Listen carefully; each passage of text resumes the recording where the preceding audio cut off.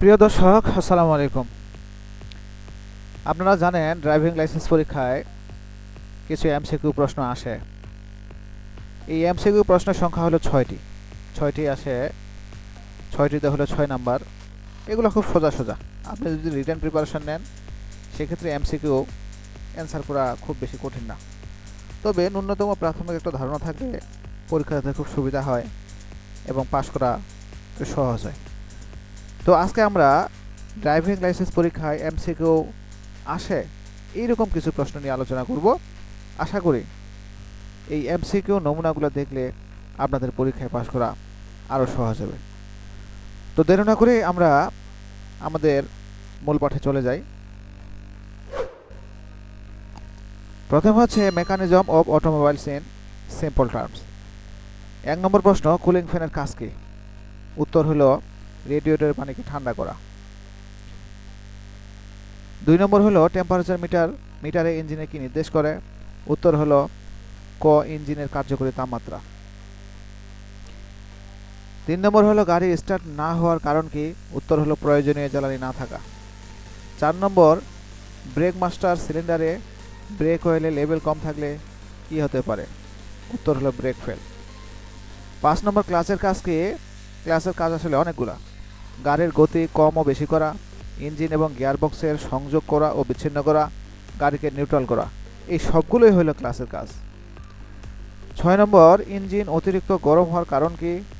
উত্তর হলো cooling fan কাজ না করলে, রেডিয়েটরে পানি ও মোবিল না থাকলে বা কম থাকলে। 7 নম্বর হলো এয়ার ক্লিনারের কাজ। উত্তর হলো ইঞ্জিনকে ঠান্ডা করা, বাতাস ও পেট্রোল এর মিশ্রণ তৈরি করা, বাতাস পরিষ্কার করা, ইঞ্জিন চালু করতে সহায়তা করা। এগুলোর মধ্যে হলো বাতাস পরিষ্কার করা, অর্থাৎ বাতাস পরিষ্কার করে ইঞ্জিনে সরবরাহ করাই হলো এয়ার ক্লিনারের কাজ। 8 নম্বর, টায়ার অতিরিক্ত ক্ষয় হয় কেন? উত্তর হলো চাকার অ্যালাইনমেন্ট সঠিক না থাকলে, চাকায় হাওয়া কম বা বেশি থাকলে, অতিরিক্ত মালামাল বহন করলে।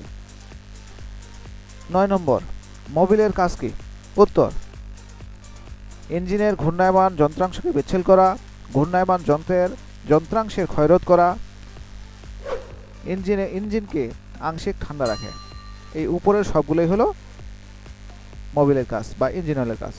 10 নম্বর, পেট্রোল ইঞ্জিনে প্রতি সিলিন্ডারের জন্য স্পার্ক প্লাগ থাকে কয়টি? উত্তর হলো 1টি। 11 নম্বর, সাইলেন্সারের কাজ কি? উত্তর হলো শব্দকে নিয়ন্ত্রণ করা। 12 নম্বর, ইঞ্জিনের কুলিং সিস্টেমে কুলিং মিডিয়া হিসেবে সাধারণত কি ব্যবহৃত হয়? উত্তর হলো পানি। 13 নম্বর, গিয়ার স্লিপ করার কারণ কি? গিয়ারে তার ভাঙা থাকলে, ক্লাচ ঠিকমতো কাজ না করলে, গিয়ার ভালোভাবে সংযোগ না হলে। 14 নম্বর, ফুয়েল লাইনে বাতাস প্রবেশের কারণে ফুয়েল সরবরাহ বন্ধ হয়ে যাওয়াকে কি বলে? এয়ারলক। 15 নম্বর, স্পার্ক প্লাগ কোথায় থাকে? উত্তর পেট্রোল ইঞ্জিনের সিলিন্ডার হেডে। 16 নম্বর, ফুয়েল ও বাতাসকে নির্দিষ্ট অনুপাতে মিশ্রিত করে ইঞ্জিনে সরবরাহ করে কার্বুরেটর। এখানে আবার এই প্রশ্নটা ঘুরিয়েও থাকতে পারে, কার্বুরেটরের কাজ কি? উত্তর হলো ফুয়েল ও বাতাসকে নির্দিষ্ট অনুপাতে মিশ্রিত করে ইঞ্জিনে সরবরাহ করা। রেডিয়েটরের কাজ কি? পানিকে ঠান্ডা করা। পরের চ্যাপ্টার, চালকের দায়িত্ব ও কর্তব্য। চলন্ত অবস্থায় ইঞ্জিন ওভারহিট হয়ে গেলে করণীয় কি? উত্তর হলো সুবিধামতো স্থানে গাড়ি পার্ক করে ইঞ্জিন ঠান্ডা হতে দিতে হবে। 2 নম্বর,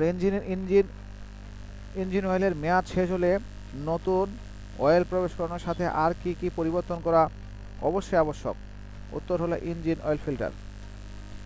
3 নম্বর, ইঞ্জিনের মোবিল কত কিলোমিটার চালানোর পর বদল করা উচিত? উত্তর হলো প্রস্তুতকারক কর্তৃক ম্যানুয়াল বা হ্যান্ডবুক মোতাবেক নির্দিষ্ট মাইল বা কিলোমিটার চলার পর।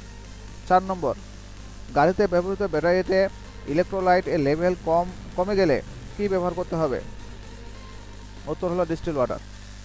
5 নম্বর, হেডলাইট না জ্বললে প্রথমে কি চেক করতে হবে? উত্তর হলো নির্ধারিত ফিউজ। 6 নম্বর, টায়ার বাস্ট হলে গাড়ির নিয়ন্ত্রণ রাখার জন্য কি করতে হবে? উত্তর হলো অ্যাক্সিলারেটর থেকে পা সরিয়ে নিয়ে গাড়ি থামা পর্যন্ত স্টিয়ারিং ধরে রাখা। 7 নম্বর, লুব অয়েল কোথায় দিতে হবে? উত্তর হলো হেড কভারে। 8 নম্বর, ডিস্টিল ওয়াটার কোথায় ঢালতে হবে? উত্তর হলো ব্যাটারিতে। 9 নম্বর, গাড়ির গিয়ার পরিবর্তনের সময় অবশ্যই ক্লাচ পেডেল চাপ দিতে হবে।